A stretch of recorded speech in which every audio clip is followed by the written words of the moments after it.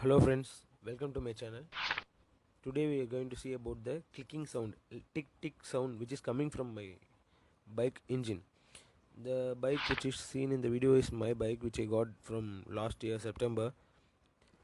The sound starts coming from the first week itself.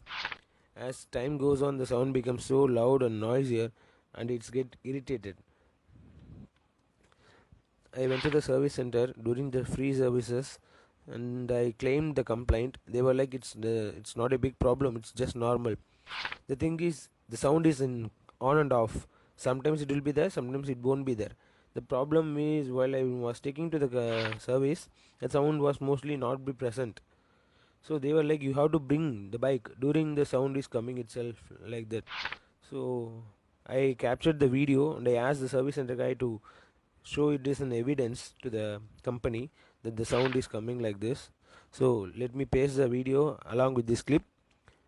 If you have any solution, share it in comments, please. Thank you.